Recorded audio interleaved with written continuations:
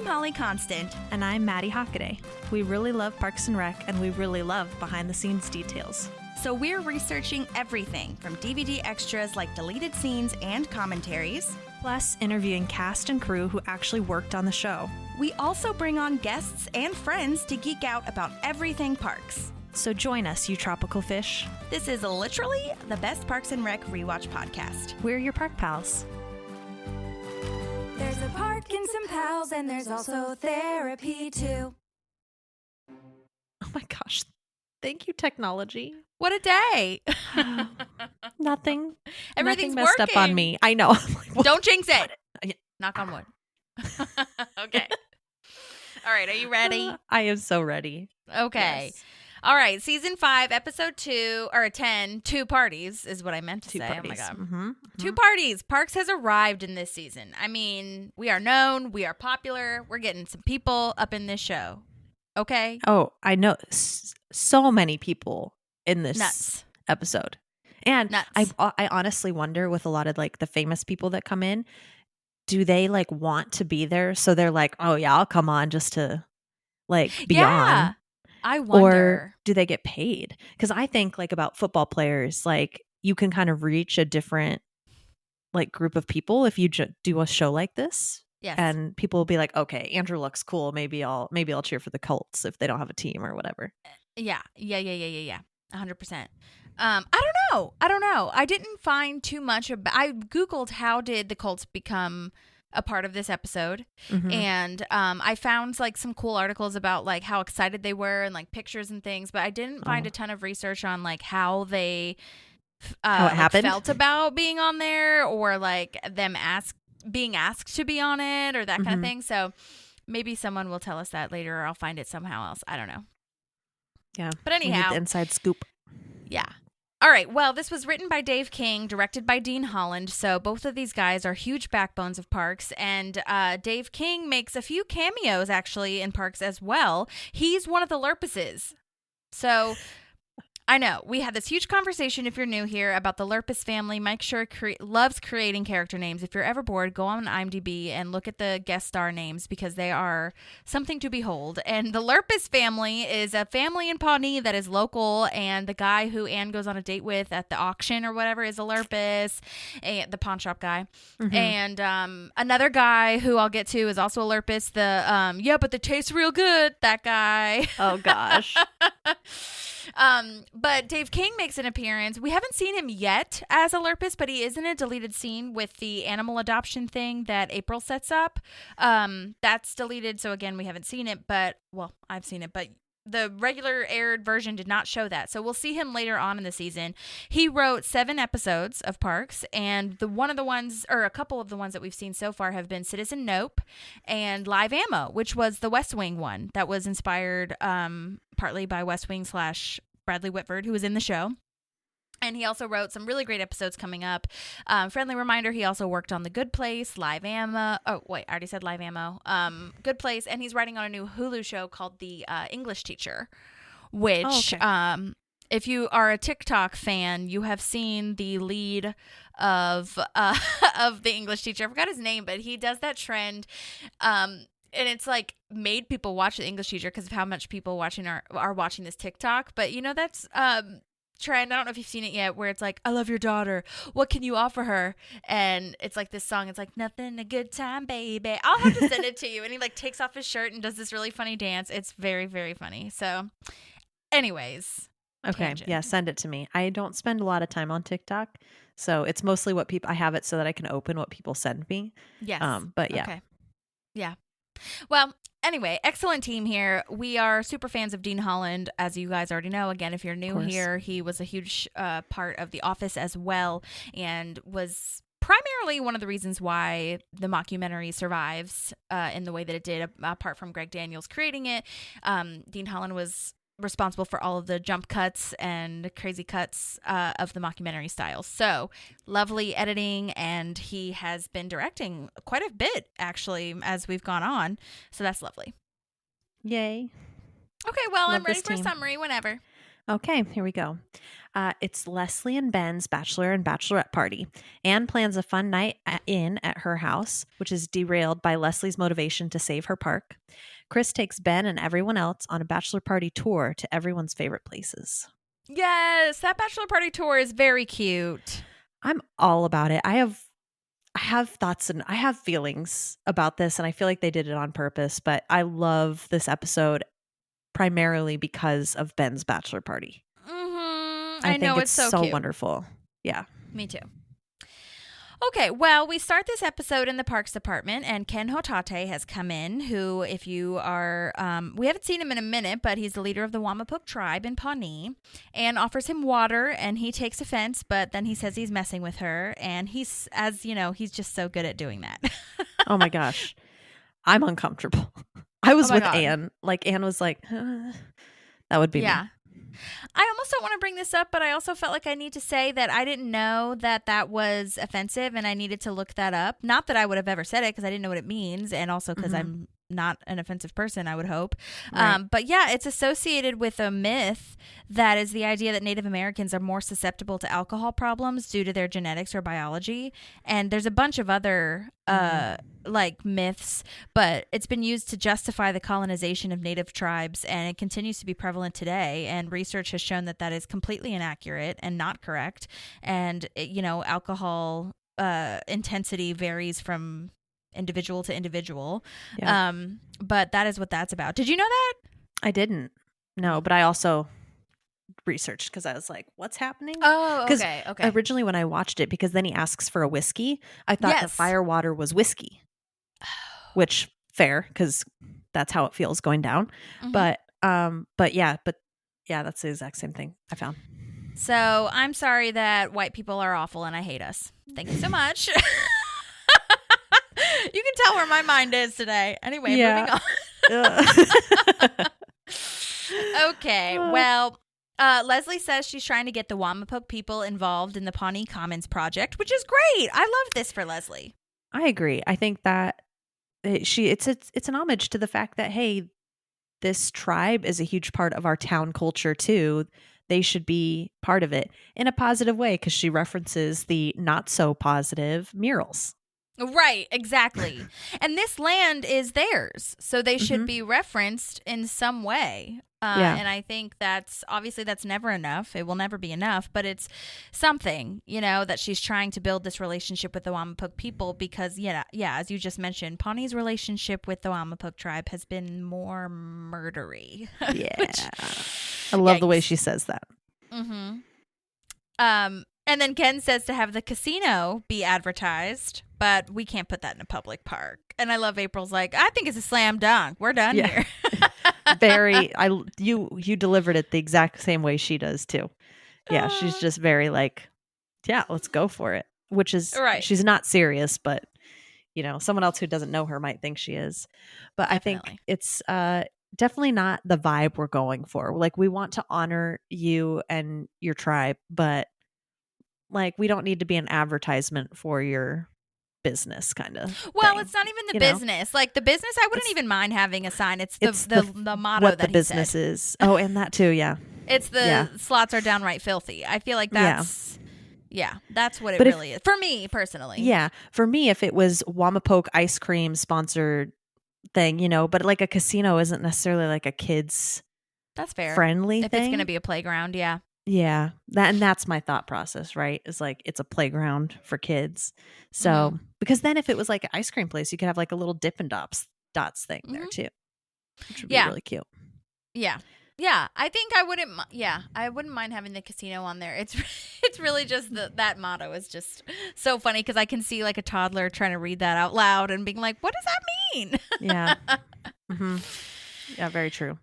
There are a lot of artifacts here, and so I'm wondering like what the play is. Like, is it there to make him see that they're like honoring all the artifacts? Was it they were using it to brainstorm how to create what the park would look like?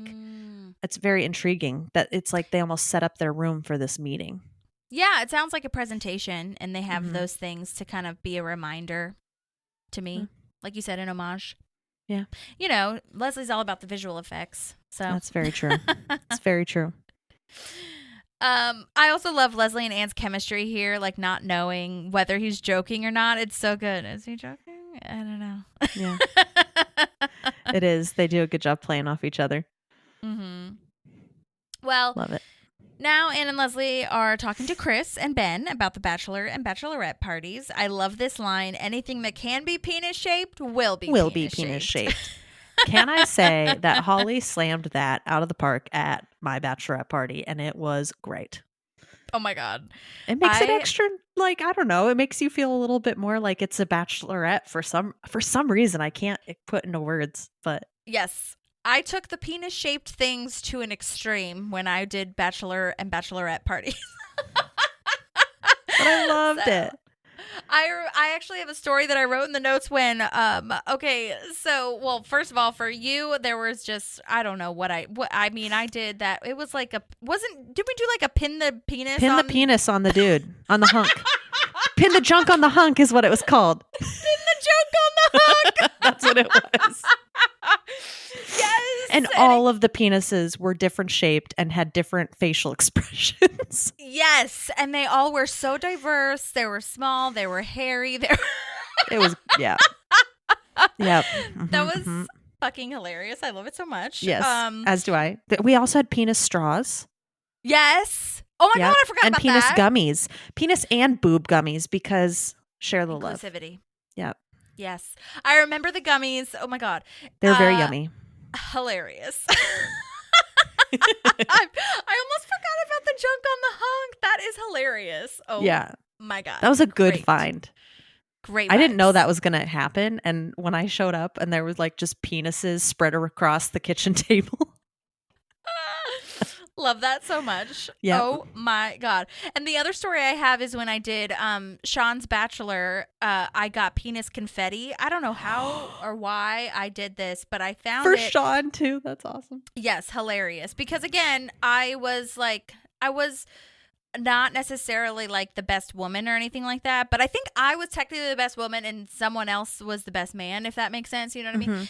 But we were all on his in his bridal party or groom party, whatever you want to call it. And this was for like his surprise bachelor, which he knew obviously, but whatever. I got it anyways. And so we all threw the confetti at him when he walked in the door. And I swear to you, for the next 2 years, no joke, we found confetti everywhere. I found confetti in like my closets, in my like towels. I mean, it wasn't like falling out. We would just find like one. And I remember we held it at my other friend's house who was also in the groom party, and he would find it randomly. They'd send me pictures. Sean would send me pictures of like, look what I found today. Oh my God. It was just everywhere. It was freaking hilarious. And there was these like little tiny pink ones. It was so fun. It's like glitter. Yeah, that's what it was. It was more like glitter. Yeah. Wow. Yeah. Look at you. All the penis shaped things. Look, I'm not fucking around. Yeah. It's no joke. It is so funny that there was nipple stuff too, though. That's hilarious. Oh, It's given me so many ideas for your one day bachelorette party that that happens. You're just going to be thrown back with all your own confetti and penis shaped things. Oh my God. Well, anyways, and yes, Anne is stress eating this because this is the penis gummies because this is a huge deal. Like a huge deal. It is. You know, for Leslie.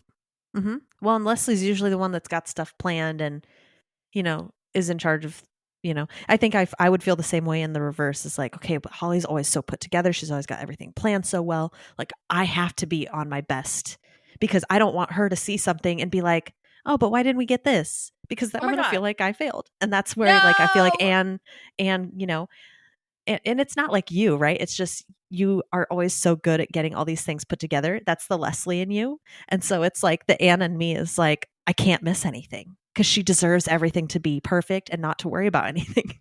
That's so nice. Well, I hope that I have mellowed, I feel, in the last couple of years. So I don't care anymore. I mean, obviously I care. I just want penis things. I just want a fucking penis-shaped cake, okay? And no matter what that. happens, will be great. I can do that. Although, a nipple/vagina shaped cake would be fine too. Oh my God, we've gone off. Boob the deep cakes. end. Boob cakes are easier. Those are just domes. Yeah, perfect. Easy. On it. Okay, well. Sorry, listen. everyone. Sorry, not No, sorry. Yeah, sorry, not sorry. Ben wants to play Settlers of Catan for his bachelor party, and everyone is super bored. But this is Ben's dream night. Like this is his fun, awesome time with everybody. Yeah, I think I love board games. I love playing games with people. Not necessarily Settlers of Catan. That's not like typically my pace of game. But I kind of get it. Like I think if that was the only thing we were doing at my bachelorette party, I'd get kind of bored, but I would like to play board games. It's nice and interactive. Yeah. I agree. This is I want crazy. to get this game. I want to get this one and play it with everybody because I'm very wanna get it? intrigued by it. Oh yeah. Yeah. I think it's kind of like Risk. Like the guys at Berkeley used to play it. Oh, okay. Like Jake and Ivan and some of the other guys would play it. And I think it's like a cross between Risk but like it's got kind of the same vibe of like you take territory and you run territory and you sell it and all that kind of stuff. Right. So I'm intrigued. I'd like it. And this is a real board game. So I think at first I wasn't sure if it was. So it is. And side note, this is funny. There's a deleted scene where Jerry is confused because he actually, like everybody it's going around and everybody has their cards for Settlers of Catan. And Jerry's holding Uno cards. And he's like, guys, I don't think I have the right game. And it's so funny. So funny. And Tom is like, go sit over on the couch. Just get out of here, basically. And Andy's like, okay, I'll play that with you because I know actually how to play that game. And so that's why they're on the couch, if you'll notice. And technically, it's only a 4-player game, Settlers of Catan. So that worked out well. Okay, that did work out well. My backstory for why they were on the couch, I said, in my head, Jerry asked too many questions and got kicked out. And, I mean, that's basically true. And Andy just gave up. Honestly, that's the truth. That's so funny. Jerry asked questions about the Uno cards, and Andy was like, I give up. I can play that. So you nailed it. Love it. Well, anyways, now we're, do you have anything before we get to Leslie stuff? Are you going to the Leslie Paunchberger stuff? Yes. Okay. Yes. Then I'm good to go. Okay. Well, we're unpacking the bachelorette party stuff for Leslie, and we see that the park where Pawnee Commons is supposed to go, which is right behind Anne's house, because that's where the pit was, memories, and has tow trucks and tractors, and things are happening over there. And we learn that JM and Catherine Pinewood from the Pawnee Restaurant Association are laying the groundwork for a new Paunchberger. Totally going back on this agreement. There's no way, right? Because they would have had to already purchase the land. Like, because you'd have to have the permits and everything to do this. I doubt that they could actually do this in real life. But Leslie didn't have the permits when she got her tow truck thing, or and she went and to fill in the filled pit? in the pit. I think they can just hire people, fair. man. However, I will say they put a Paunchberger sign out. Yes, that probably was false. That's definitely ballsy, because now you're saying you're putting Paunchberger in a tough spot because they're claiming that they're the ones doing it. So good. I totally forgot that Leslie did that. Yeah. I mean, I think that you're right, though, where it seems like Paunchberger probably wasn't notified of this. But since Catherine Pinewood is from the Restaurant Association, like she probably gave the go ahead and signed off on something like that was not correct. So like Paunchberger could be involved and Catherine Pinewood could just be the backbone of it. Right. But yeah, I mean, I don't think they had anything put together as far as legally goes. I think they were just, again, being shady and shitty. Yeah. Ugh, awful. Agreed. I hate it. It's super gross. It's like they must feel some sort of threat from Leslie, because if they didn't, they could just wait to win and be done with it. Agreed. Jam is wearing a stupid orthodontist shirt or jacket thing again, yeah. which I hate, but also, like, as a show, BTS lover, like, okay, that's cool that they made that, but mad at him. We just don't like Jam anyway. I know. Also, side note, I did talk to Mary Faber, who plays Catherine Pinewood. So please listen to that interview if you haven't already. And she's great. And her and Jam, I feel, have a great relationship. Chemistry together. Good chemistry. Yeah. Also, that sign, though. Oh my God. Future home of Paunch Burger. Start drooling Drooling fatties. fatties. Ugh. Awful. Makes me sick. Why are you not like offended by that? It makes me so sad. I know.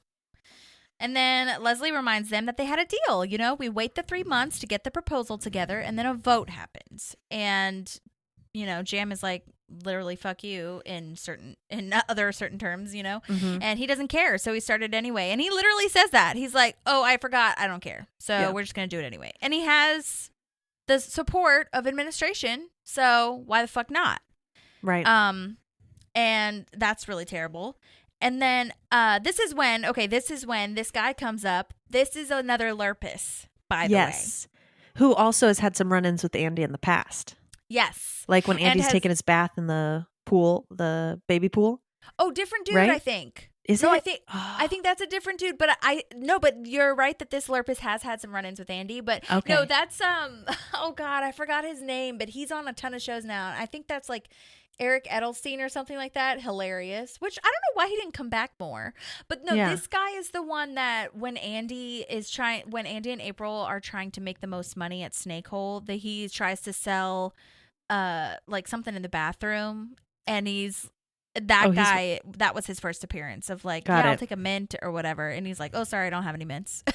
After he took the dollar or whatever. Yeah. Oh my gosh. And it's also when they're all having dinner with Ron and Andy's professor, this guy's at the bar with Chris, and Chris is like, bye, friend, like you're my friend because you're sitting next to me. That's also him. Okay.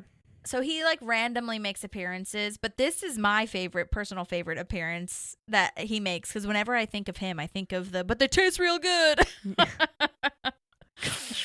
But his name, by the way, I did want to do a brief breakdown if you're not familiar with him. His name is Mike Mitchell in real life, and his Lurpus name is Bjorn Lurpus. Bjorn. Wow, that's such a cultural name for Pawnee. And I've said this before also, but he hosts a podcast called Doughboys where he rates fast food actually and other foods and snacks and stuff. So that's really actually kind of hilarious that he's in love with Paunch Burger. Yeah, love that.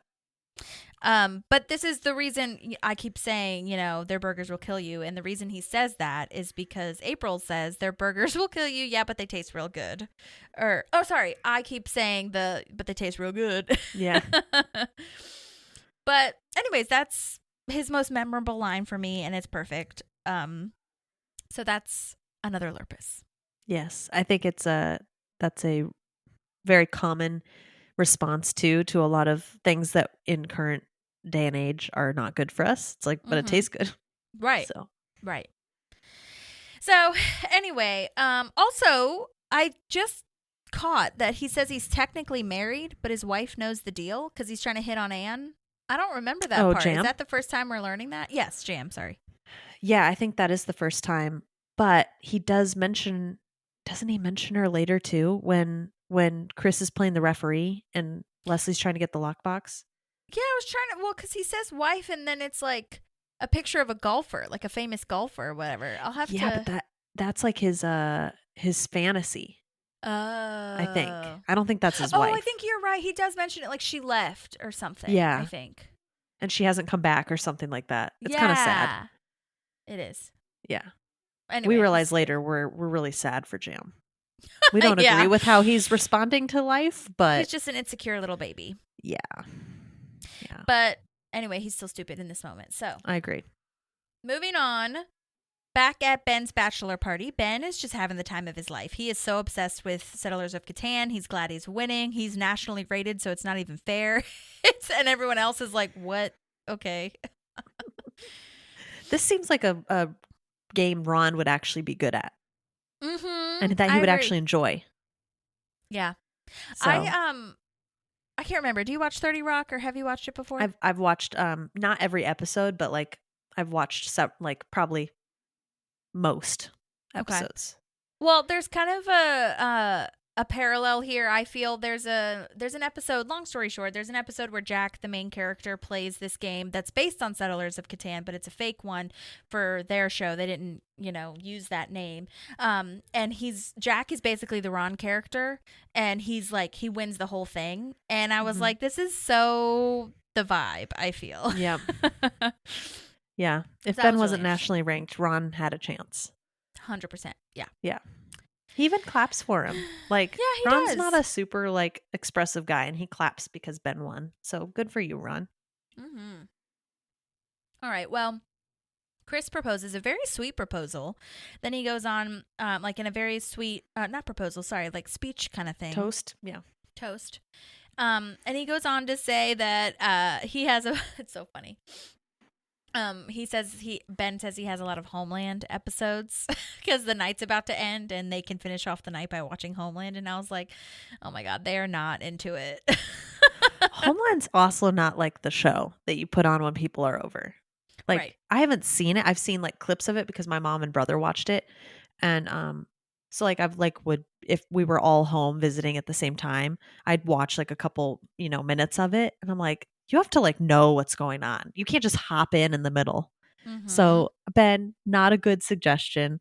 Like, I know it's your night, but like no one's gonna, for me, it's like for me to have a good time, I feel like the people around me have to be enjoying themselves and like interacting with me. Yeah. And That's so I like, I would feel really weird doing That's Capricorn behavior, bitch. It is. And I love that. Living my Capricorn qualities for real. No, it's so for sure. true. I hope that doesn't come off meanly because it's not. No. My friend Molly, who is my dear friend I love here. Molly. Yeah, she's also a Capricorn, and she said that very same thing about something that she did a while ago. She was like, "But I want everyone else to be having a good time. That means I'll have a good time." And Yeah. I was like, "I'm very close friends with a lot of Capricorns." Sorry. I feel that vibes. Yeah. There are certain signs that Yeah. vibe. Anyway, sorry. I feel like I'm going on a lot of tangents today. I just That's skip what we're ahead here if you for. need to, But like folks. people Yeah. are either going to love us and our tangents, or they're not, and that's fine. That's If you fine. can always All fast right. forward, they know this. Yeah, or you can stop listening. That's cool. Yeah. Well, Tom is like, no, we have to do something fun and wild and cool. And honestly, I'm kind of on Tom's side, I feel, because I'm like, you need to do something like really celebratory and like out of like the normal thing to celebrate, because I love that, Ben is having a great time and this is fun for him, but this is like once in a lifetime, bro. And like, I just want you to have like an other life experience. You know what I mean? And so he suggests going to this bar, and maybe Ben's a Capricorn because he's like, as long as the group's happy, I'm happy. And I love that Andy like offhandedly in the middle of that says, oh, somebody's got to spot me. It sounds expensive. That is the first time I have ever noticed that he said that. Hilarious. Yeah. I love that. So I loved that so much. Okay. I love that sorry. you caught it because it is right in the middle of when Jerry's saying it. Right. Of Jerry's saying his line. He's saying his own thing. Yeah. And I've just never caught it. And today I was like, that's hilarious and accurate. Like, yes. It does sound very expensive. Anything Tom's going to choose is going to be expensive. It's in Eagleton, so. Yeah. But I have to say, I do have a note here that like, Tom, like, good for you. It doesn't sound like he complained. He played Settlers of Catan. He did what he needed to do for Ben, and then he lost it at the end. That's when he goes, oh. But I'm like, good for you, Tom, because season 1 Tom would have been like, I'm not doing this. Mm-hmm. So 100%. Yeah. I agree. Well, now we are, we have that famous line basically from Ron where Tom is explaining, the molecular mixology, different way to drink alcohol. And Ron is like, son, there's no wrong way to consume alcohol. And then they get there. This is the wrong way to consume alcohol. Famous last words. Yes. Okay, I have to tell you. So I went in to turn on subtitles because one of the times I was watching through, I had to turn it down because I think I was playing with the baby or whatever was happening. I turned it down, so I had the subtitles on so I could watch it as well. And when we go into the bar, there's a voice that comes on and says, what's it say? Over at Essence, a server brings a glass of foam. And I was like, what? And so I just kept watching. And then it would say, look over at another table and a flash of light. I was like, what is happening? And I figured out that I had turned my English on, but English AD. Yes. So I didn't know that that was even a thing. Oh my gosh. I've accidentally turned that on so many times, but I've accidentally turned it on where like they speak it out at you. So like it'll come through the screen. Was that happening for you too? Or is it just on the bottom of the screen? Like it written? No, it was spoken. Oh, it was spoken. Okay. Yeah. Okay. Yeah. Yeah. It was spoken. Isn't that wild? Yeah. So cool. It is so cool. Like really cool. But I was so confused for a minute, Holly. I was like, what version is this? I've never had this happen when I've watched this episode. But right. just a fun fact for everybody. Like that's really cool way that you can like remember what's happening on the screen if you can't be watching or whatever. Yeah. Also, that was a stupid question. Of course, if it's 80, it has to be spoken because you're not seeing You the screen. can't read That was it, so yeah. dumb. Oh my God. I'm not cutting it out because I'm human. But Yeah, absolutely. yeah, it is great that that's an option. Podcasts have a lot of like ways to get transcripts now. Baby's coming on screen. Hi, Killian baby. says hi. Hi. He got a haircut today. Aww. He looks good. He did.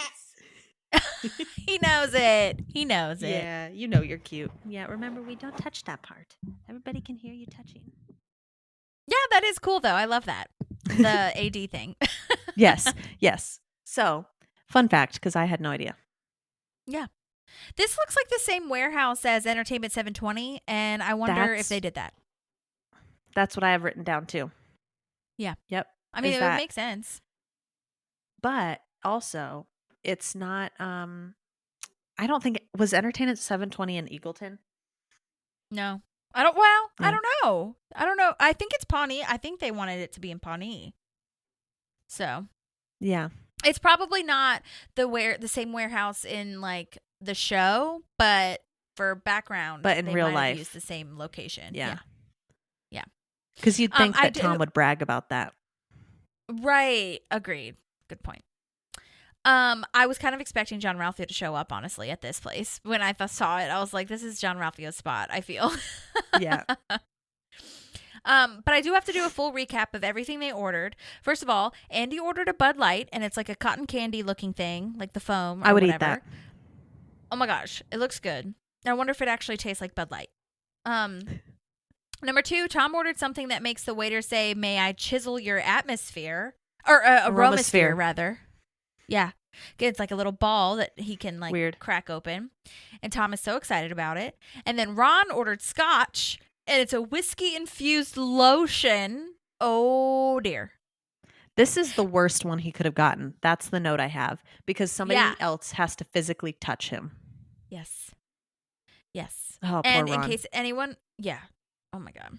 In case anyone was interested in the deleted scenes, Jerry got a Shirley Temple, and it's this tiny looking weird thing that they brought him, even though I'm sure there's no alcohol in it. And then Chris got a sparkling water, and it was just this huge like cube of ice, like but huger than a rocks glass. It was just like a huge cube of ice, and Chris tries to bite into it. And then Ben got a rum and Coke, and it looks like icing or fake snow or something on top of a cup. And it was just hilarious. And then the waiter in this deleted scene asks if Ron wants another scotch, and Ron is truly about to punch him. And Ben's like, you should probably just step away. Yeah, that sounds about right. Don't mess with Ron's alcohol. His steak or his alcohol. What are you doing? No. This waiter's name is Iker Amaya, and he has been in Minx, Pam and Tommy, where he has a wild hairdo. You guys should look it up on IMDb. It's amazing. And Pam and Tommy is the show about Pamela Anderson, by the way, which I still need to watch that. And what's his name? Who is she with? Tommy something. Because it's literally called Pam and Tommy. Yeah. Sorry. Oh, God. I forgot his Not that Tommy it's Jones? important. No. Tommy Lee Jones. Was it Tommy? Tommy Lee Jones. I think that's it. Is that the same guy that what's her face was with, and they wore blood? I don't know. Each other's blood. Angelina Jolie. Oh, I don't know. Yeah, they wore each other's blood in a necklace. Weird. Yikes. Sorry, super side tangent. The guy who plays again, tangent. I'm just gonna put that at the beginning of the show. But the guy who plays, oh my god, what's his name in Captain America? The one that like turns bad, but like is Captain America's friend. Oh yeah. Stan something. He plays Tommy Lee Jones. Oh, cool. Yes, So anyways. Sebastian Stan. That's his name. Okay, yeah. And then he, this waiter, again, back to him, he was in also For the Love of Jason. Like, he's been in a lot of stuff, and he was really nice, and he sent me a voice memo, actually. I'm very excited that he sent it to me because he was very quick on getting it back to me, so thank you so much for sending that. I haven't listened to this yet, so I'm excited to listen to it firsthand. Let's go ahead and take a listen. Hey, Holly. Hey, Maddie. How's it going? It's Iker. I played the waiter on Parks and Rec. Iker. Season 5, Episode 10, the Aromasphere Chiseler. So, yeah, thanks for doing this. This was a lot of fun going back memory lane because this role was actually quite important for me. It's the first TV role, and they say it's the hardest to get, but not only because of that, but I was thrilled because, it was Parks and Rec. It was awesome. It was like one of the best shows at the time, still is. So that was really cool getting the call after, I go in and I read with the casting director, Dorian Frankel, and then like about an hour and a half later, I get this call that I'd booked it. And I wasn't too sure that I was going to, I felt like I did a good job, but I also felt like, I don't know if my choices were the right ones because, it's a comedy. But then, I made the decision that they are the funny ones. I'm not. It's the situation that's funny. I'm not. So just play it straight-laced. And it worked out. So then the day of the shoot, I was there for about 5-6 hours. Because you get there, you get the wardrobe, the hair, the makeup. You have to wait for them to set up at the location. And it was in a nightclub in Hollywood Boulevard. And then once that's all set up, then they shuttle you in. And everything was good to go. All the dancers were placed, the extras, the nightclub was pumping. The guys were sitting at the table already, or And then they bring me in, and they're like, "All right, we're gonna go for it." And so it was a little intimidating, My hands were shaking the first time that I was trying to chisel the aromasphere, because I was told that we only had a limited amount of these, because I think they were made out of, I'm not sure what they were made out of, but they looked sort of like made out of sugar or something like that. They were kind of fragile. So we had to do it a couple times because the chiseling went fine, but it was once I did that, this smoke was just like sort of staying in there. So it was actually Aziz who like started wafting it in to bring it out. So that was a good problem solving on his end. We did it like about 4 takes, and then the director comes over to us and says, "Good job, guys, we got it. But we're just gonna do one last one, do some improv and see what we can get." And I think that's the one they went with because it was about 70-80% to what the audition was actually like, what was on the script, but with a few little nuances here and there. And then my favorite part, of course, was rubbing the lotion on Nick Offerman's hands. He's literally the nicest guy. And I was actually a little side note, but I was excited that I was going to get to work with him again on Pam and Tommy, but our days didn't overlap. So anyways, that was fun. So after we did the improv one, they're like, "All right, we're going to send you guys back to trailers, and you guys can hang out there. We're going to see if we need another angle or another setup and go from there." So we get sent back. We're all in the same trailer, which is a bit unusual, but it was super cool, I was literally just hanging out with them, and they were all friends and had been working together for 5 seasons. And so, I was the odd man out for sure, but Chris Pratt and Nick Offerman they came up to me and I could tell us everything. And so we talked about acting. We talked about just life. And Yeah, they were super cool. They made it very easy to be on set, and it felt like it went by way too quick. Um, so yeah, again, thanks for doing this. This was a lot of fun, and I hope you guys got something you liked. Yay, that was so great. Very cool. Oh my gosh, I'm so sorry. It's Iker, not Iker. Iker, I'm sorry. I'm so sorry. I'm the worst. Thank you for your forgiveness. I love to. Very cool. Yeah, I also love to hear how fast that decision happened, because you said like an hour and a half or so. But even if it wasn't an hour and a half and it was like the same day, I feel like that's a really fast decision to be told that you booked it. Love the fact that it was on Hollywood Boulevard. The dancers, I forgot to talk about the dancers. Oh my gosh, there's this woman doing splits in like this mesh looking fish net thing. It's nuts. So that's amazing. Yeah. And That I've seen something kind of like that at a club here in Phoenix. Really? And it's not like a crazy club either. They have this huge, like, it looks like a hula hoop in the air, and Yeah. there are like women who come and do like aerialists, like gymnasts who come do like moves and stuff in there. It's like entertainment while you're dancing and drinking. crazy. Yeah. Oh my God. And then the last thing is, I love hearing about the Aromasphere and like hearing that they only had a handful of them and they weren't like a lot of them, because And that's awesome. and who had to create them? You know, like Mhm. who had to come up with like he said, maybe it was made out of sugar. Like who had to Yeah. come up with what that was going to be? It's crazy. Yeah, and the fact that, I guess I didn't even think about that the smoke does need to come out for the Aromasphere. You know what I Yeah. mean? That's awesome. Good thinking. Well, thank you so much, Iker, for sending that in. That is amazing. I will tag him on Instagram and post his Instagram and stuff in the show notes so you guys can follow him.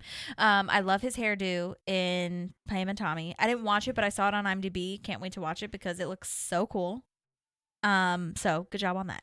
Well, good job to the hair department, I guess, but also you for having that hair. I just looked it up, and it looks like it's going to be really interesting.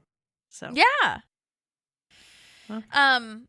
I will say that this idea of the bar is so brilliant. Like, I feel like if this was real, people would be flocking to this bar to try it. You know, it would be like one of those pop-up situations where it's like, if this is only a limited time, like the vodka that's served in a flash of light. Oh my gosh, are you kidding me? That would be so on the top of people's list to go to. Yeah. You don't have to taste it, but you get the after effects. Bizarre. Well, now we're at Leslie's, and she has a cowboy hat with a penis on her head, and she's super bummed because of the Paunch Burger groundwork. And I love that Anne is just trying to be positive and is like, I need you to be happy drinking right now, like when we watched Grease together. Yeah. Aw. I love that. know. Happy drinking. There's a difference between sad drinking and happy drinking. 1,000%. Yes. Yeah. Side note. Oh, go ahead. No, go ahead. Go with your side note, because mine's also Oh, a side note.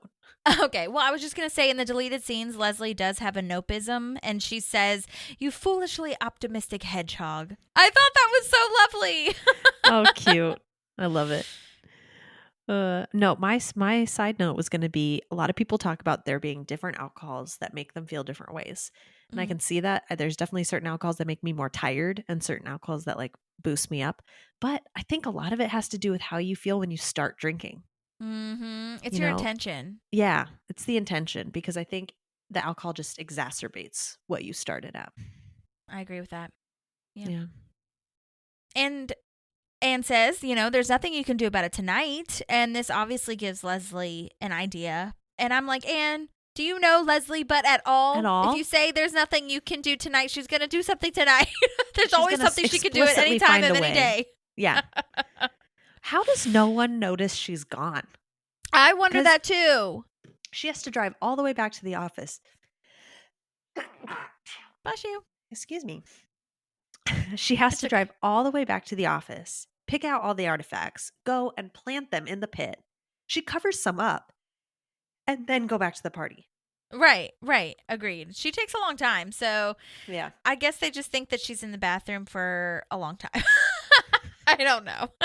That's so funny. But yeah, Leslie explains that there's a law that if any sacred Wamapoke artifact is found on a development site, all construction must stop immediately. So Leslie gets the idea to plant Wamapoke artifacts, and I think some are fake and some are real because, they've got the artifacts from the meeting, which, to be honest, I think that was one of my catches that I didn't notice until this time, because usually I think I just thought that they were fake and she was just planting fake things that she found in the office, but these do look like real ones that they used in the presentation, and then she probably throws in some fake ones too. Yeah. Because that that cup holder that she throws the pens out of, I'm sure that's not real. You know what I'm saying? Yeah. It just looks like it matches everything else. It's probably the vibe. It is great that they passed that law, which I think is good, but also crazy. Because it should be sacred ground. I also love that she took the limo. Did you notice that all the stuff is in the back of the limo? Yeah. Hey, you've paid for it. Use it. Why take not? it. Yeah, I love it. She does such a great job here, Amy, right? She's explaining the rule, and she's like, basically, watch them build a paunch burger here now. And she starts this evil laugh, and it just grows. And then she's like, oh, this is bad.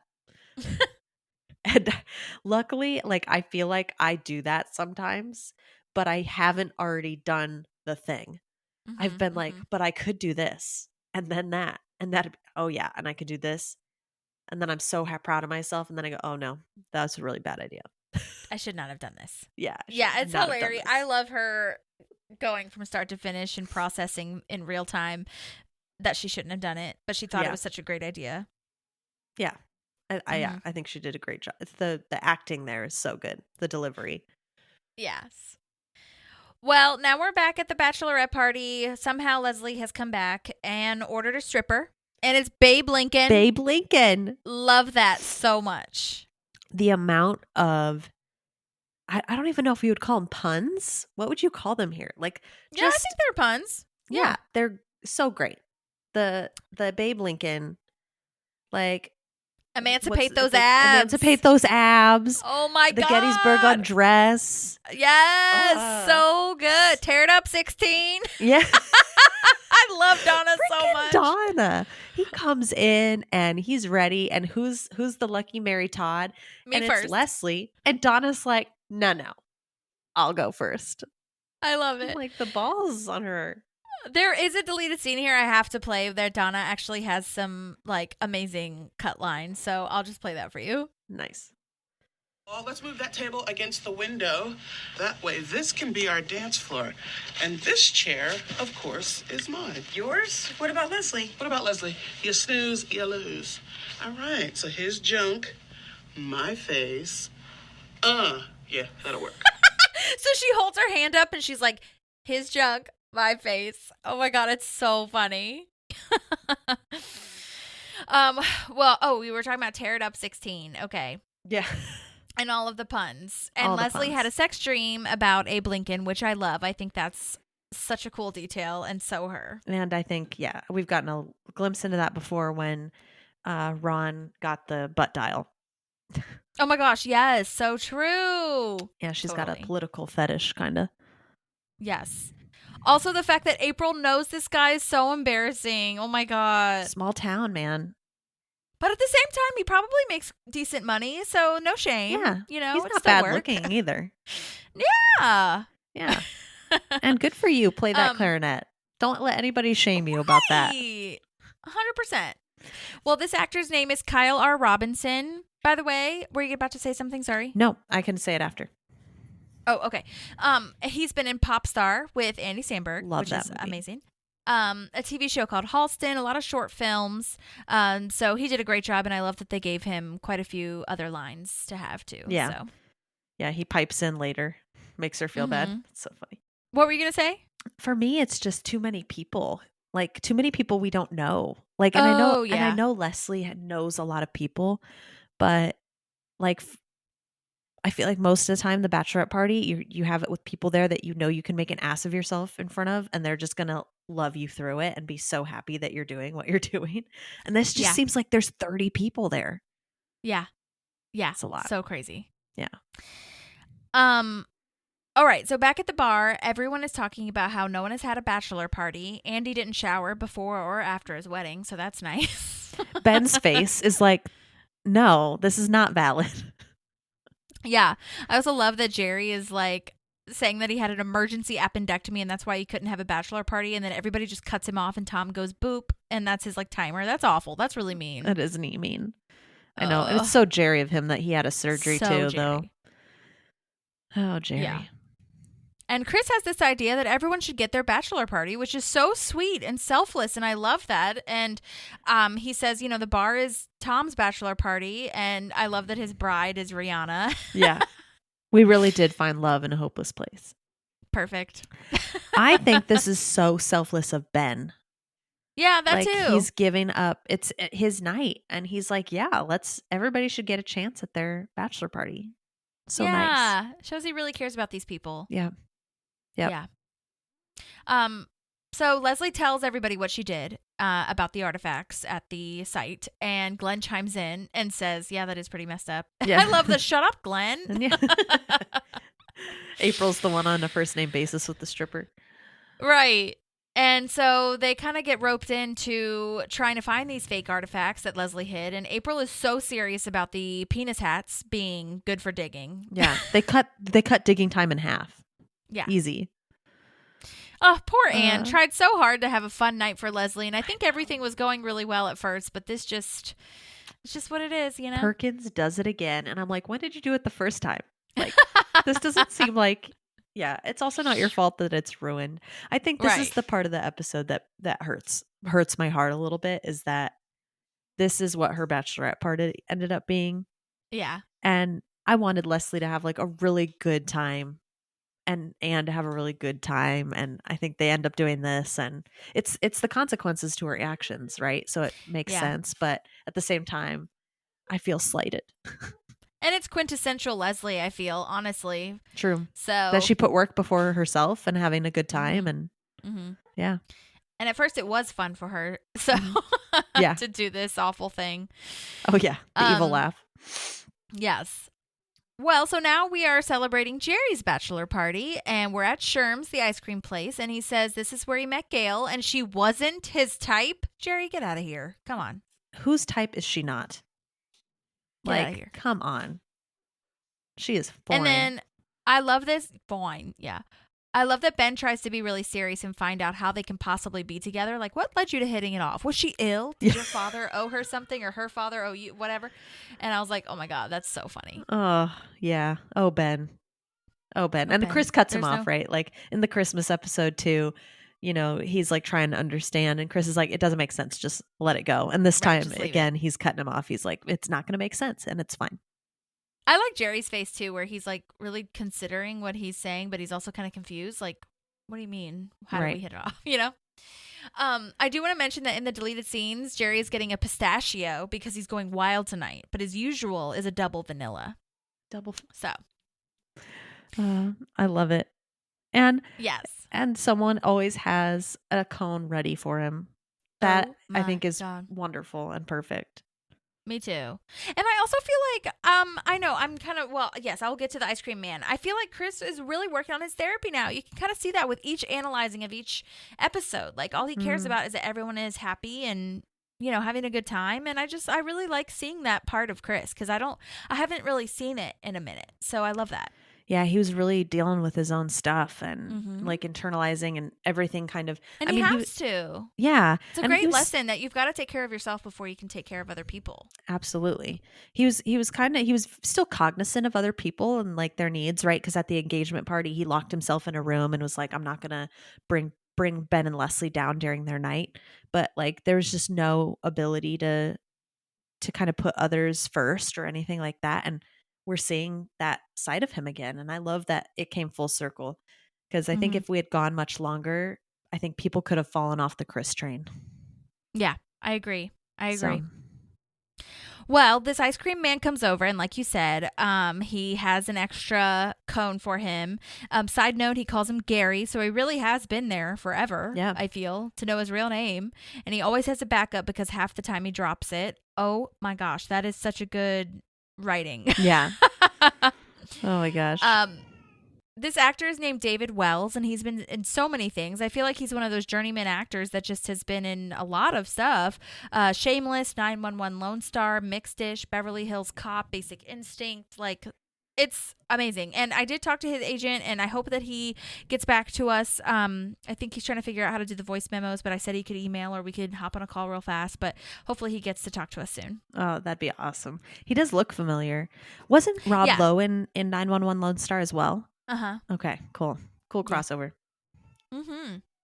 I love that Ron has ice cream all over his mustache and he just doesn't care. Yeah. It's so cute. I also love that we find out where they go next is dinner, basically, right? And they're having dessert before dinner. Right. I know. That's So. true. I love that. Yeah. Well, Andy's bachelor dream party is impossible and so very specific. He wants to see the Colts beat the Patriots 49-0, and he makes Tom Brady cry. And also, I think this is funny because I feel like in this moment, I don't know if I realized that Chris making that phone call was like going to be for him, for Andy. And I No. think that's the point of it. You don't really notice that it's happening at all because it is perfect. I don't know if they did this on purpose, but you don't pay much attention to it because Ron's mustache is covered in ice cream and you're just like staring at him. Yeah, I think it was intentional, right? Yeah, and he's calling a gym. You do hear him say gym Mm-hmm. to give them a favor. Yeah. Next scene is the Colts Stadium. Just them in there, all the lights. And It'd be Jim a O'Heir dream. did say, oh my God, that's what Jim O'Heir said. He said he will remember that for the rest of his life. Like that's one of the, like walking into that stadium, just them, and then the lights coming on was like magical. There's something about it that I cannot put my finger on. Even being there as an audience member, when you walk through the tunnel to where your seats are, right? There's the roar of the crowd, the lighting, the energy in a stadium, like when there's a sports game happening. It's just, and I would love to feel what that's like, where there's no one else there. No one's playing on the field. It's just this quiet, like heaven Mm-hmm. is what it seems like it would be. So cool. Yeah. I love that Tom is like, oh, this is where they play the game.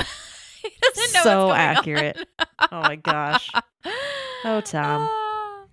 And then we've got Jim Irsay, who is the owner of the Colts. And Chris says that they became friends. This is the real dude. Mhm. They became friends / met while mentoring Indianapolis teens. Chris gave them tours of the State House, and Jim gave them Colts tickets and signed jerseys. And obviously, they like Jim's better. They liked him. Yeah, they liked Jim better.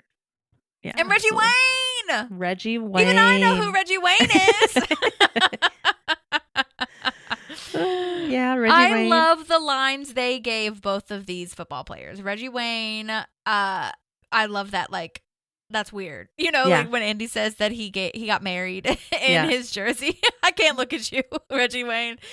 And Andrew Luck, oh my God, so good. He's like, okay, guys, settle down. After Jerry talks to him, and he didn't even say anything. He was just like, how are you? And I just love that so much. It made me laugh out loud. Yeah, it's really good writing, and the football guys did a great job. The football players, rather, they did a good job. And all I remember from when I first moved back to the States was "suck for luck."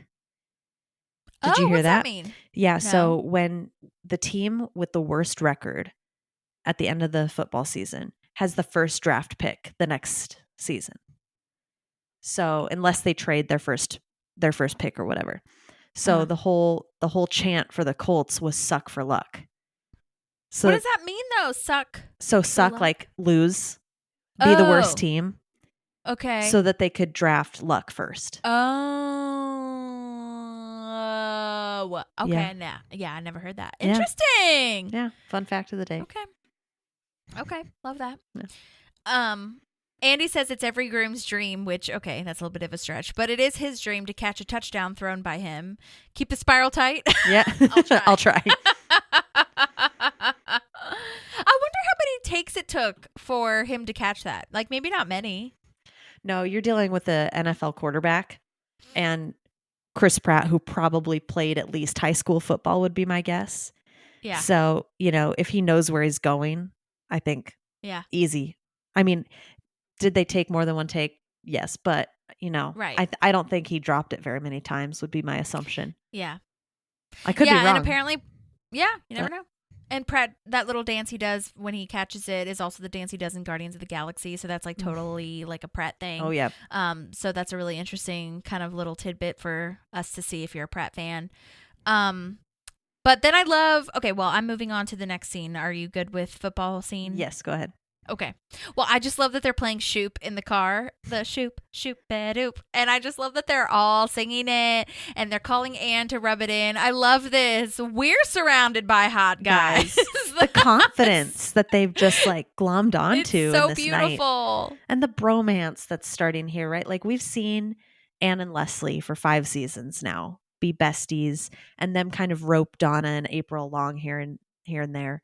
And now we get this bromance that kind of just continues to grow from here on out. I know. I love it. I love Donna too while they're on this call. No, we paid for an hour. You're going to dig for an hour because Glenn doesn't want to dig. She's doing nothing. I know. Hilarious. Oh my God.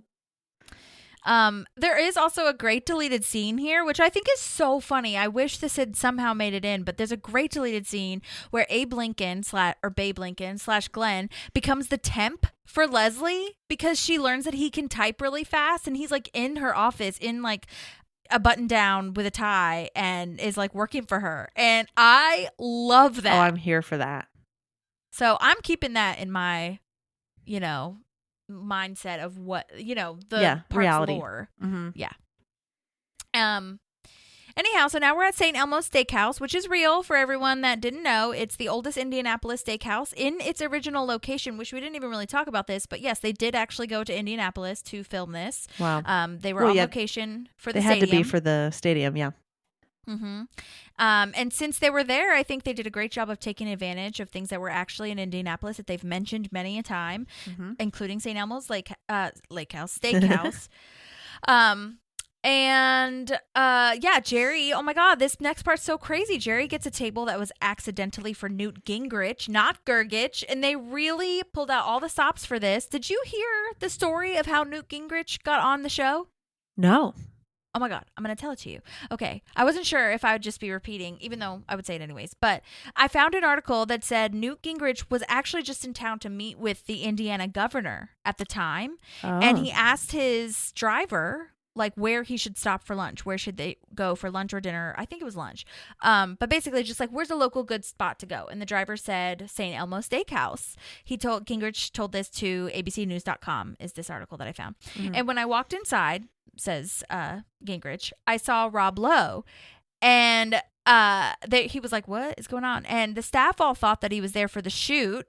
Like they all thought, oh, well, he's famous or like people know him, so he's probably there. And the producers were like, giving a weird look like, what is he doing here? So they wrote him in. And Newt Gingrich said he had a really good time and that he got to talk to Rob Lowe, but he was not supposed to be in the episode. This just randomly happened. Wow. Isn't that wild? That's crazy. That's so cool. Yeah. An accident. The director, an accident. Totally. I love this. The director of marketing that I also found in this article said St. Elmo's the director of marketing for St. Elmo's said, there are several of us who are pretty big fans of the show. It takes place in small town Indiana, so there's ties to the towns our staff and friends grew up in. And I just thought that was so special. That is really special. That's so cool. But also, like, if he wasn't meant to be in the show, like, what fast writing to, like, think of Gingrich and Gergich. Well, and you have to think they probably didn't take their whole team, right? Because they're on location. Yeah. Crazy. They're like, in a different city. So thinking on the toes. I like it. Mm-hmm. And good job for them not passing that opportunity up. I know. I think Newt Gingrich said he was a fan of Rob Lowe. So it was not, he said he was really interested in talking to him. And I'll post the article on there so you guys can read more if you want to. But so fun. Yeah. Awesome. The next guest star that we have is the waiter that comes up to Nick Offerman. And this is John, who is played by Joe Foust. And he's been in a ton of things. Chicago Fire, a show called 61st Street, a few others. But I Googled him, and he is a Chicago-based artist and sells some really cool paintings. So I'm going to post that in the show notes and tag his Instagram and stuff. They're so great. But he sent in a voice memo, and I'm so excited that I got to talk to him. Or that he talked to us, really. But Joe Foust, who this waiter is, and Nick Offerman, I researched, are BFFs. They knew each other in Chicago. And Nick, cool. kind of was held, like, I don't know, had a lending hand in him being on the show, which is so sweet, and I love that. But I think he only answered the first question, so I think he's going to be sending in more, which I'll play on the next episode. But here is the first recording from Joe Foust, who plays John the waiter at St. Elmo's Steakhouse.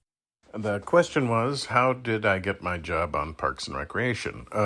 Yes, as you heard, I'm old friends with Nick Offerman. We went to college together, were roommates for years and years, and helped start a theater company in Chicago called Defiant Theater, and lived here in Chicago together. When the show was going to go on the road and be filmed in Indianapolis, he did call me and ask what I was doing. I was doing Christmas Carol at the time, but they were filming on a Monday, which was great because that's my day off. And so he recommended me for the job. The casting person there gave me the sides. I did the audition, sent it through my agent, but told my agent, don't send anybody else. This is a special audition. But anyway, so got the job from that. And the scene was not the same as what was written. A part of it was there. There was more to the scenes. Also, as you asked later, Newt Gingrich was not scheduled to be in the show and was there with an interview with a local journalist, and some production assistant on the show assumed Newt Gingrich was there for the show and grabbed him, brought him to the producers, directors of Parks and Rec. Like, this is Newt Gingrich. Like, hi, hi, hi. And they all shake hands, and then there's an awkward moment. And he's like, well, what are you doing here? Oh, I'm being interviewed by local journalists here. Do you want to be on Parks and Rec? And he was like, oh, yeah, John McCain was just on the show. Yeah, that'd be fun. And so Dave King, I believe it was, and Aziz, and we all sat down at a table, and he spitballed ideas and wrote down lines on a napkin and had the idea of the Gingrich mix-up, and the scene was kind of created on the spot. That is so crazy. So cool. That's wild. I didn't realize that he auditioned. I thought that since they were friends, Nick would just be able to book him, but that was okay. That's fair. That's nice. Yeah. Good job, Joe, for auditioning. Yeah. I would have said the same thing, though. Please don't book anyone else. Hello. Yeah. Don't send anyone else. Right. That's awesome. So I look forward to the answers to the other questions, because that is so cool, living with Nick Offerman and getting to just work together again. That sounds awesome. Yeah. Agreed. Well, then we've got Things Are Going Well with Diane. I love that he's happy. It's so, so special, and you can tell how smitten he is when he says this. It's so nice. It's huge, and I love that everybody knows him well enough to know that when he says, I like her, they know that it's real. Yes. Yes. I think the smile is what does it, doesn't it? Mm-hmm. Oh, yeah. And Chris with his, like, perfect Ron speech. He's been crushing it in the friendship game, you know? Agreed. Yeah. It's amazing. Yeah. Then we've got Roy Hibbert coming back from Entertainment 720 fame, again with all the celebrities. I love this line, though, that he does. I'm not paying for that guy. He owes me a lot of money. It's true. Yeah. Says Tom. I love the way that Tom is like, yeah, that's right. Yeah, I'm fair. sorry. Well, Leslie is now waking up the morning after The Bachelorette. She's saying she tweeped. She drunk called tweep. And now they're at the site because they see that there's like these news reporters and things like that over there.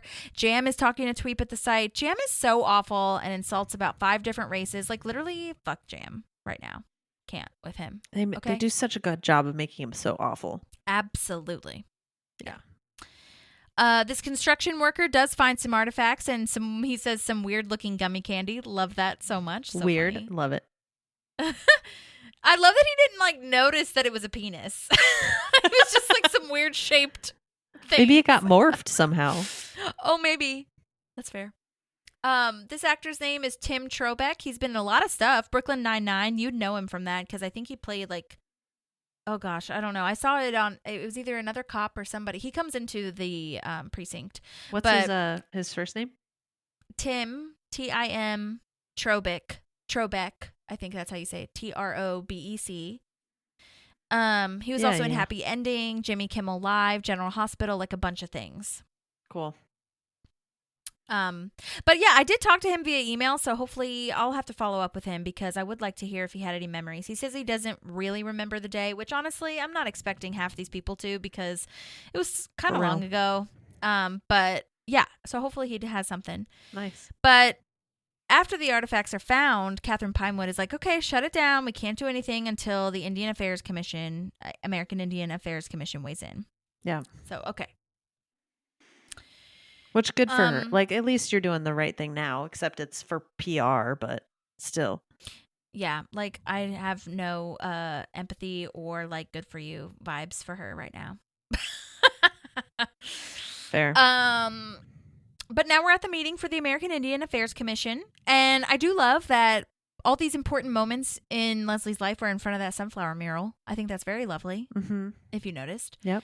And Anne is doing that thing. It really reminded me of when she said she needed to apologize to Bobby Newport. She was like, you need to come clean to Ken Hotate. You need to just tell him. Yeah. She's her moral sometimes, her moral compass. Definitely. Always. Yeah. Yeah.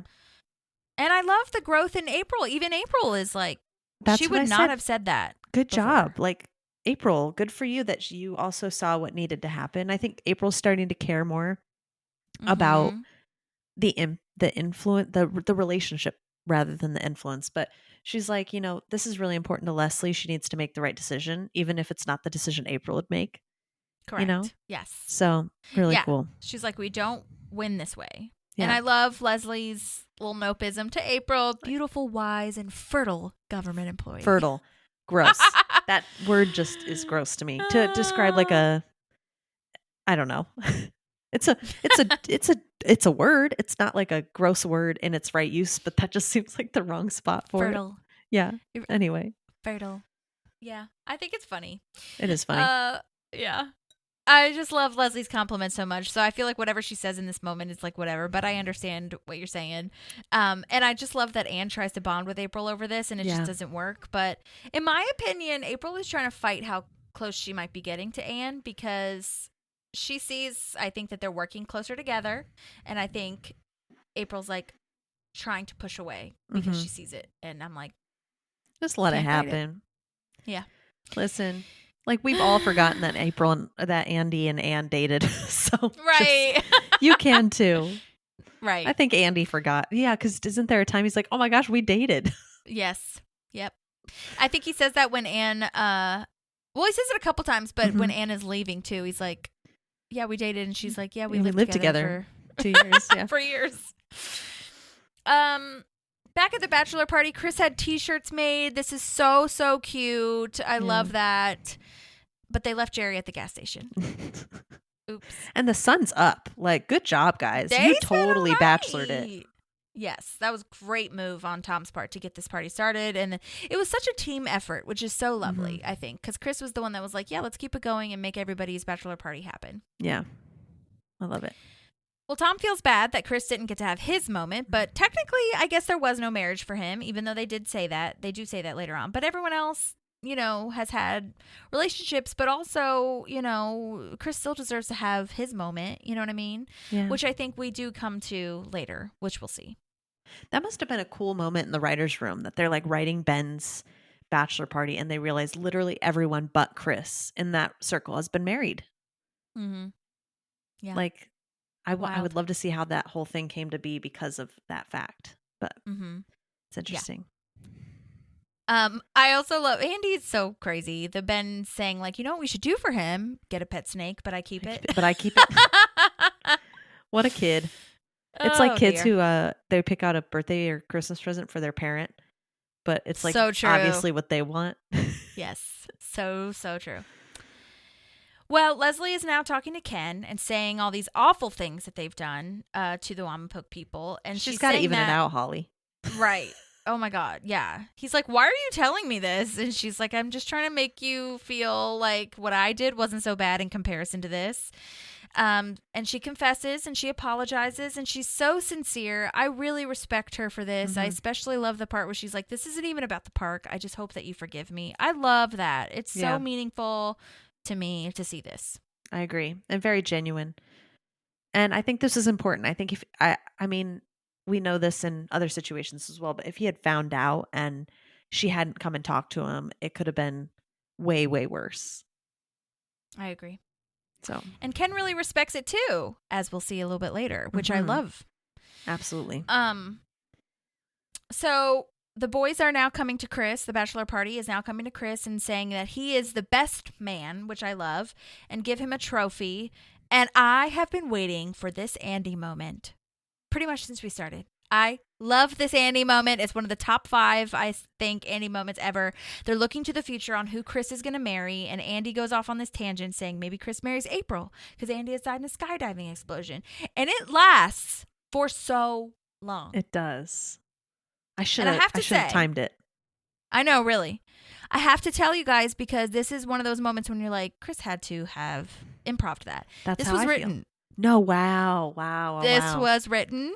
The writers were like, why are we spending so much fucking time on this like 10-minute monologue that Pratt's going to have on this wild ass tangent? They said it killed in the writer's room. It killed at the table read. And everybody was just like, yeah, do it. And people were trying not to break because of how long it lasts. That was written. That's amazing. Good job, writing team. And also good I thought you were my good friend. delivery. I yeah. thought you were my friend. Yes, It's so great good. delivery. Sorry, go ahead. No, yeah, that's all I was gonna say. Like, I think when things are improv, because they're coming from the person, and you can correct me because I haven't done improv, but when someone's improving, I feel like it might be easier to recite the line because it's coming from you. So the Mhm. emotion already lives in you to provide the line.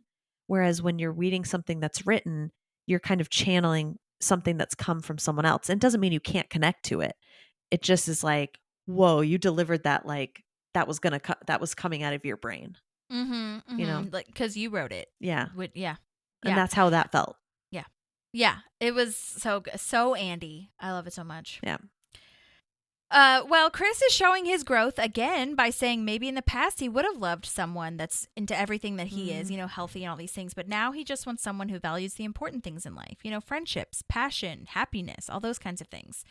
And I just love that. I love that so, so much. Yeah. I think I feel like everybody kind of has to go through, and not everybody starts out like Chris, but I feel like everybody kind of has to hit that point because you're never going to find a person that's perfect. Right? You're never going to find someone that hits like every box under the sun, but they're perfect for you and you fit together. And, you just have to realize you don't have control over everything, and that's okay. And I think he was the most uptight person there. And he's kind of just letting go of that. And it's like, okay, I can be happy without having like someone who has the perfect body and who likes all the things I like, and which is great. I know. I think it's a really big deal. Yeah, as long as your fundamental morals are, in line, I think that's what's important, and it's lovely. And he just wants to have someone to make happy and who makes him happy. So I think that's lovely. Yep. Well, now Ken is sticking up for Leslie because Leslie, I can't believe this. At first, I thought she was just going to tell Ken. I didn't think she was going to try to go on record For stating real. it in front of Jam and Catherine. But Yeah. she is really like going the extra mile, and Ken stops her. And Thank God. oh my God, yes, thank God. And I love the line of he really plays white people like a fiddle. Fiddle. It's amazing to watch. It's amazing to watch. It is. It is. He is very good at it. And he's saying that there's 6 paunch burgers or something in the casino. And maybe we rethink those contracts if you go back on your deal, because it was really awful what you did. It reminds me of what your people did to my people back in the day. And I love that of like, is that a threat? Yes, that's obvious. I thought that was very clear. What are you talking about? Yeah. I love it so much. Oh my God. good. And then Leslie joins in and says, like, put on the ceremonial headdress. And Ken is so hilarious. Like, is it white man? I love that. Oh my God. It's so great. I don't love know it. if this line would have flown today. However, it's clearly making fun of the white man, which is warranted / like is okay to make fun of. So maybe it would. But maybe they wouldn't have gone as far to put the headdress on. I don't know. Yeah. I don't know. It's definitely definitely doesn't touch some of the stuff that comes out in the office that I'm like, that would definitely not go. Oh, yeah. The office is tough sometimes. Yeah. But amazing. So I love that Ken and Leslie are on good terms and she came clean. I think that needed to happen. I agree. I agree. I wanted to tell you, there is a deleted scene where they're taking down the Paunchburger sign. Like a construction truck comes by and they're really cleaning it up. And it's a Norton construction truck. And Norton is the construction company that we talked about that the gift basket or whatever was supposed to go to back in like season fucking 1, I think. Like Boys Club or something. That's hilarious. Season 1 or 2. And I was like, oh my God, I don't think we've seen Norton Construction since. Yeah. No, so from now on, let's just assume pull. that Norton Construction is always the construction people. Yeah. It's a small enough town that could be real. Yeah. Very cool. Well, Tweep is now coming in to City Hall and asks Ben if she can write about the bachelor party. And which is, Ben is like, what? That's weird. And which, like, I can't blame him for thinking that. But, she says that's the important things in life, like friendships and taking care of each other. And we start to see that maybe Chris and Shauna Malway Tweep will do something because they like the important things in life. They do. I love that Chris immediately is like, oh, okay, sure. Yeah. He jumps on it. Mm-hmm. Yeah. It's so beautiful. Mm-hmm. I like burgers. And he's like, okay. Oh my gosh, I'm just keeping on thinking of, again, I'm sorry, but I'm thinking of the arc that they give Shauna Malway Tweep and like how confident she is in the beginning and then how she just goes off the deep end. Oh, yeah. It's like, ooh, it's wild. Dives. It's crazy. Yeah. But anyway, okay, so now we are at the tag. Are you at the tag? Mm-hmm. Okay. It's them playing with the Colts, which is amazing, and I love that for them. How incredible to get paid to be with them. Yeah. Are you kidding me? What a wonderful job. Shoot day, and to be with your friends that, like, you're in season 5 now, so you guys are relatively close, I think, by this point. Yeah. It's been so many hours. Just amazing. And I love Chris saying, Pittsburgh, sweet Sandra Bullock. Give it to me. Give it to me. So nice. I will say there was a lot of B-roll that they showed in the deleted scenes where Andy goes on like a really long tangent about how he can die now and he can close his eyes and see the pearly gates because this is where he can die. And I was like, that's really sweet. Yeah. Yeah. I love that Chris is able to make that happen for him. Me too. It's so special. Oh my God. The last thing I'll say is that there was a promo where Jerry shot it's like text comes up on the screen and says like the field goal is 64 yards. Is that real? Do you know off the top of your head? The field goal is 64 yards? That's a really far field goal. Well, I think maybe that's the longest one that there's ever been. Let me look. Okay, well, on the thing it said that. And then super casually, Jerry walks up, kicks it, walks away thinking like, oh, that was fun to kick that. And the camera shows that it went in, and Jerry totally nailed it. Of course it did. And I was like, this is amazing and hilarious. I love it so much. Okay, so that could have been the record in 2013 now? In this? Yeah. Yeah. But the record was broken by Justin Tucker, who's one of the best kickers. He's been kicking for a really long time. In 2021. So his is 66 yards. That's probably what it was. It was the record. Yeah. So 60. So in 2013, at the end of 2013, it was Matt Prater, who had a 64 yard field goal. So that was the longest in 2013. Okay. That's, I mean, you think about it, that's really far. Who's that guy? Matt Prater? Matt Prater, he's also a really good kicker. He's been on for a kicker for a very long time. Both of those guys have been kicking since before I started. On? What team? Do you know? Right now? A bunch? Ooh, he's played on a lot. Okay. But right now he's on the Cardinals. I should have known that. I live here. He was on he's also on the Falcons before. That's confusing. So Cardinals is also a football team? Yes, it is. Isn't that very confusing? And not in the same city. Okay. Yes, so I like this Cardinals, hate the other Cardinals. Yeah. But yeah, he's 40 and he's still kicker. Wow. So, but yeah, you think about it, that's kicking over half the field. Wow. That's nuts. Yeah. But that's amazing. Very and cool. Great thing that they got to do that. Amazing. But yeah, I mean, do you have anything else any notes that we didn't get to say? No, I just love this episode. This episode to me is a relationship episode, and I love it. I know, me too. It was a great episode, and it's just like so much was happening. It's nuts. Mm-hmm. Oh, yeah. Even though it was only 2 storylines, right? Right. Yeah. It was a lot. So thank you to Iker for sending that in, to Joe Foust for sending that in.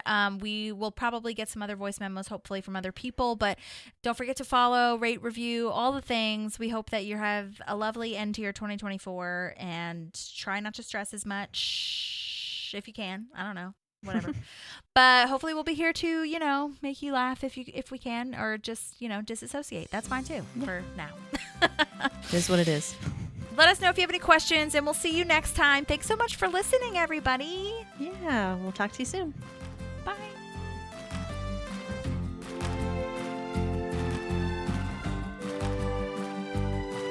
There's a park and some pals, and there's also therapy too.